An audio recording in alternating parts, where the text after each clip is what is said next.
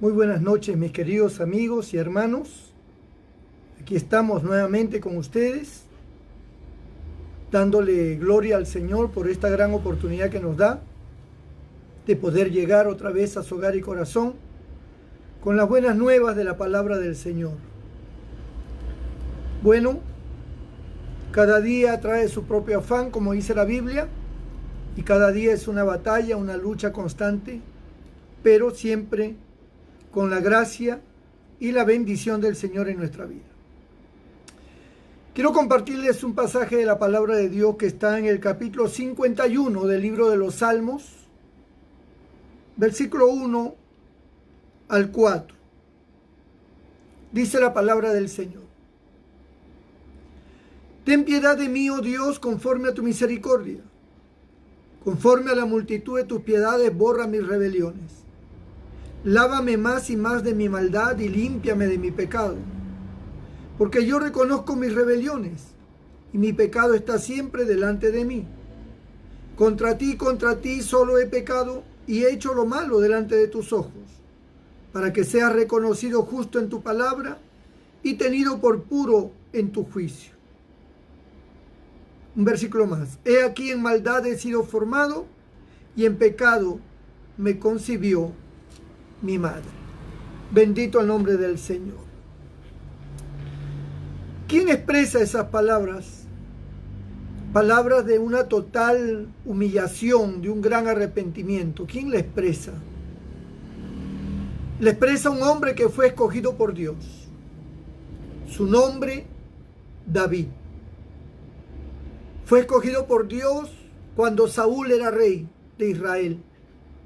Pero Dios tuvo la misericordia y llegó a David de una manera que él ni siquiera se lo esperaba.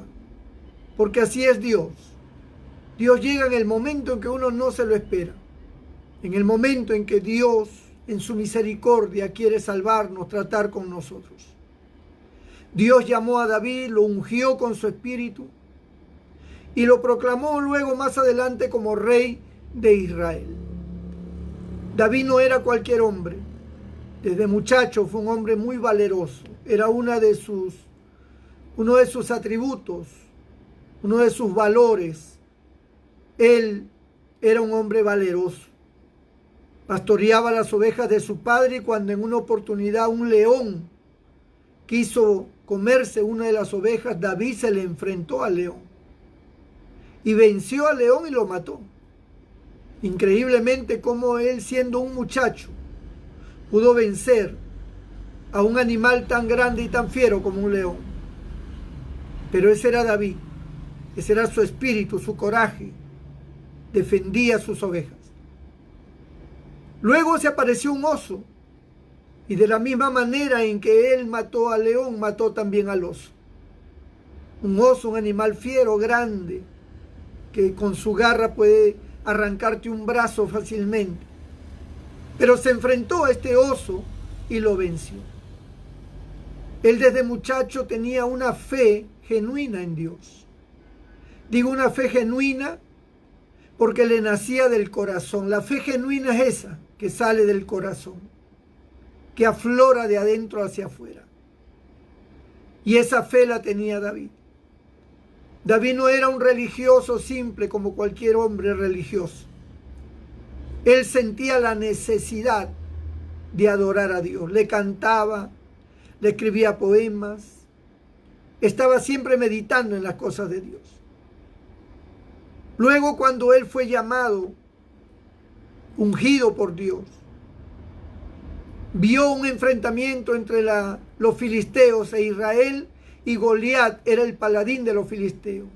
David se enfrentó a Goliat, un hombre de casi 3 metros de alto, enfrentándose a este muchacho, y con una honda de esas que se tiraban con fuerza, venció a Goliat, y con la espada de Goliat le cortó la cabeza. Así que vemos hazaña tras hazaña, victoria tras victoria en la vida de este muchacho, hasta que la gente lo proclamó como un gran hombre. Y se estableció entonces un coro que decía: Saúl hablando del rey Saúl, Saúl venció a sus 1000, pero David a sus 10,000. Y esta alabanza que se expresaba no le gustó a Saúl. Y entró los celos, la envidia. Y Saúl quiso matar a David. Y a partir de ese día, la vida de David se volvió una calamidad. Fue perseguido por el rey Saúl para matarlo. Era una persecución implacable. Donde quiera que él iba, ahí estaba la gente de Saúl para hacerle daño. El ejército de Saúl detrás de sus pasos. Pero Dios siempre lo libraba de su mano, de la mano de Saúl. David siempre era resguardado por Dios. Es que Dios lo había escogido. Dios lo había cubierto con su presencia y con su sangre. Y cuando Dios escoge, cuando Dios está con alguien, hermano, no importa lo que pueda venir contra esa persona, Dios siempre lo protegerá. Y así protegió a David hasta que murió Saúl. Cuando Saúl muere, David es coronado rey de Israel. Y la vida de David siempre fue una vida de guerra, de batalla. Siempre estuvo con muchos enemigos al frente, siempre tuvo que guerrear con ellos, pero siempre tuvo victoria. Siempre tuvo la gracia y la bendición de Dios. Mas este hombre, a pesar de todas las cosas buenas que podía tener y de las cosas que podríamos admirar de él, también tenía su lado malo. Y su lado malo era de que él no podía a veces considerar la gravedad o el daño que podía hacer a su semejante. Porque dice la Biblia que un día se enamoró de una mujer que era de un hombre al cual se llamaba Urías Eteo. Se acostó con su mujer y salió embarazada la mujer y mandó matar al hombre para que el pueblo no se enterara de que era hijo de David el que iba a nacer. Pero Dios, que todo lo ve, enfrentó a David. Enfrentó a David y condenó lo que David había hecho. Esto le trajo consecuencias terribles a su vida. Sin embargo, a pesar de eso, David era un hombre que amaba a Dios. A raíz de ese pecado, él expresa estas palabras en el Salmo 51. Él expresa y empieza diciendo con mucho arrepentimiento: ten piedad de mí, oh Dios, conforme a tu misericordia. Conforme a la multitud de tus pecados, borra mis rebeliones. Lávame más y más de mi maldad y límpiame de mi pecado. David aflora de su corazón con toda sinceridad ante Dios que lo libre de su pecado, que borre su pecado, que lo limpie de su pecado. David estaba compungido y arrepentido de lo que había hecho. Vemos en esta historia, amados amigos y hermanos, que la única salida que tiene el ser humano ante Dios por sus pecados y todas las cosas malas que el hombre puede hacer es el sincero arrepentimiento. El sincero arrepentimiento abre el corazón de Dios en su bondad y en su amor. La gente a veces no cataloga mucho su pecado porque nunca ha tenido temor de Dios. El que no ha tenido temor de Dios no puede evaluar ni considerar el pecado en la magnitud que realmente es. El pecado es lo más destructivo que hay. No solamente destruye tu vida moralmente, físicamente, no solamente te hace perder muchas cosas valiosas en tu propia vida, sino que daña a los demás. Te conviertes en un instrumento del mal, dañas a tu propia familia, destruyes tu propio hogar, que es lo más sagrado que hay. El pecado trae como consecuencia la maldición y se forja como especie de una cadena que se va atando en tu vida y en los tuyos, en tus hijos y se va forjando una cadena de genealogía que abarca a tus hijos, tus nietos, tus bisnietos, tus tataranietos. Es como que una maldición estuviera presente por tu pecado y se va traspasando de generación en generación. El pecado es una obra demoníaca que te tienta para hacer algo que puede darte placer un instante, pero después el sufrimiento es terrible. ¿Saben cuántas personas están purgando 20 años de prisión, 15 años, 10 años de prisión? Simplemente porque robaron, porque se apoderaron de algo que no era de ellos. Y ahora les pesa en el alma. Ahora se dan cuenta lo valioso que es la libertad. Ahora entienden lo terrible que es estar preso, confinado a una cárcel apestosa, con gente de lo peor, que pone en peligro y en riesgo tu integridad física. Pero todo eso vino por unos miserables billetes o monedas que al final de cuentas no era tan importante. Más importante es tu vida, más importante es tu familia, más importante es que Dios esté contigo, tu moral, tu integridad. Pero el pecado te genera eso, y no solamente eso, te genera la muerte. La gente se enferma con enfermedades muy graves, amados hermanos, y no es un problema que te enfermes.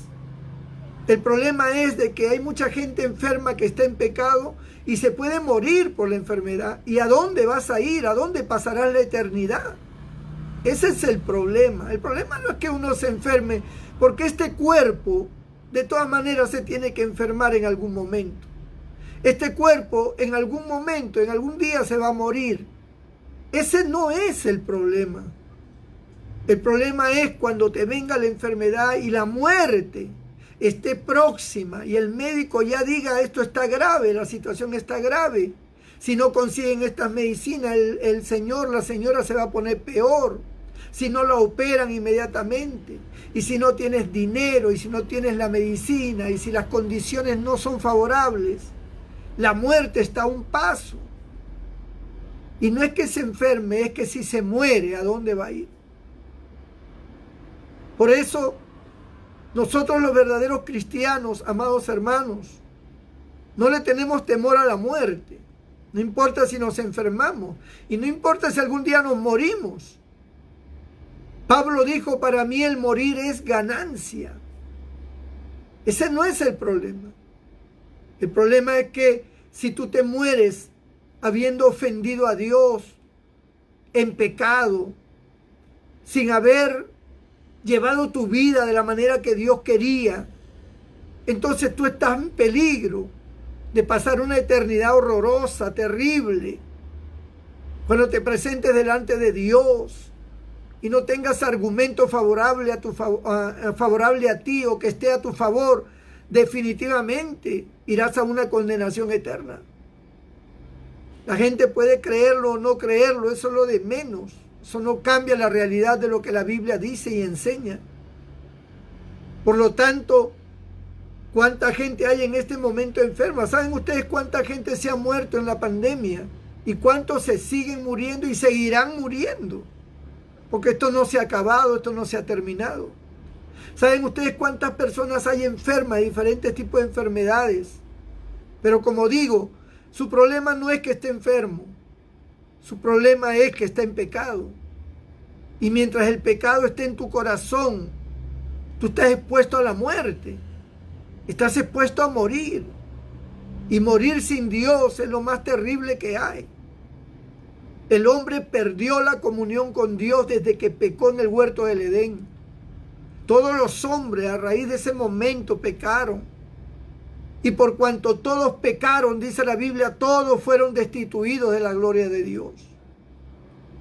Yo quería predicar otro mensaje esta noche, pero Dios me llama a predicar sobre el arrepentimiento. Dios llama al arrepentimiento.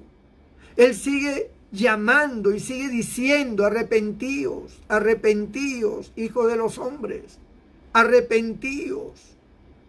Porque el Señor sabe que estamos en tiempos muy complicados. Estos tiempos que estamos viviendo, que nos ha tocado a nosotros, esta generación, vivirla, son tiempos ya finales. Son las últimas generaciones tal vez. Porque vendrá entonces el momento en que el Señor levantará su iglesia y entrará el anticristo. Y comenzará aquí una situación muy caótica sobre la tierra. Entonces, la gente que está en el pecado no entiende eso. La gente quiere sanarse para seguir pecando. Quiere que Dios lo bendiga, que Dios le ayude, que Dios le resuelva sus problemas económicos, familiares, para seguir pecando. Y Dios dice: tienes que arrepentirte, porque si tú no te arrepientes, la muerte vendrá sobre ti.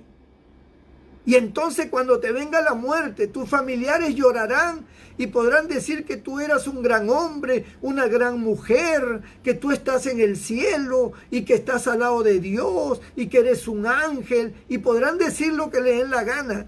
Pero cuando tú te mueres en pecado, no eres ni un ángel, ni estás al lado de Dios, ni estás gozando del reino celestial. Estás en un lugar de tormento. Tienes que entender el peligro que corre tu alma. Tu alma clama por Dios. Dios te llama al arrepentimiento. Dios te llama a la reflexión. Este hombre que era rey, llamado el rey David, lo entendió perfectamente. Él comprendió lo grave de su pecado y se humilló. Se arrepintió hasta lo sumo. Lávame más y más y límpiame de mi maldad, gritaba ante los ojos de Dios. Postrado, llorando. Él era un rey. Él como rey tenía todo. Era poderoso, tenía dinero, tenía fama. Era el terror de sus enemigos. Él como rey podía verse endiosado, pero él sabía que él no era nada sin Dios. Él sabía que el poder, el reino y la gloria que él tenía no era nada si no tenía a Dios. Por eso es que él se arrepiente, él se humilla, él pide perdón. Si él, siendo un rey con tremendo poder, se humilló y se postró, ¿cuánto más tú y yo?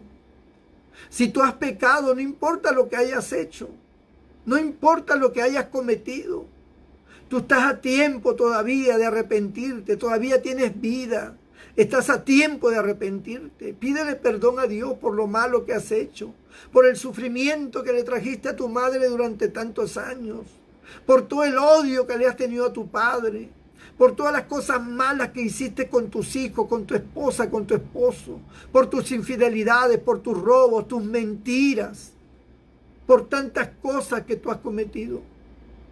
Adulterio, fornicaciones, borracheras, vicios, drogas, metido con gente de lo peor, con una mentalidad totalmente fuera de lugar. Pídele perdón a Dios. Permítele que Él te dé la oportunidad de que tú tengas otra vida, una vida diferente. Permítele a Dios que te levante de esa cama, que te sane, pero para que seas un nuevo hombre, una nueva mujer, no para que sigas en lo mismo. Pídele perdón a Dios. Esta noche Dios te llama al arrepentimiento. Por algo será. Por algo será que Dios te dice: arrepiéntete. Porque pueden venir por ti esta noche. La muerte puede venir por ti. Un paro cardíaco. Puedes acostarte y no despertar mañana. Pídele perdón. Arrepiéntete, humíllate. Dios te está llamando al arrepentimiento. Si tú no lo haces, perderás la más grande oportunidad de tu vida. Perderás esa misericordia y esa gracia que Dios te está dando en esta hora. Porque a ti te está diciendo, a ti te está hablando, a tu corazón. Tú sabes que Dios quiere que te arrepientas. No retrases más. No alargues más tu condición mala. Cambia, transforma esa manera de pensar y deja que Dios transforme tu vida. Yo quiero orar por ti, quien quiera que seas. Quiero pedir a Dios por ti. Padre, en el nombre de Jesús, en este momento te pido por aquella o aquellas vidas a quien tú, Señor, directamente has tratado con esta palabra. Te pido que obres, Señor, que abra su corazón, Dios mío, que le hagas entender que el arrepentimiento es importante para él o para ella en este momento. Que tú no quieres que se pierda eternamente, Señor. Porque después no habrá rezos, no habrá nada, no habrá plegaria, no habrá nada que lo saque del infierno. Señor, sálvalo, Dios mío, sálvala. Dios mío, extiende tu mano. Liberta estas vidas, Señor. Perdona sus pecados, Padre. Los que están enfermos, los que están próximos, Señor, a la muerte, infectados. Padre, perdónale, Señor.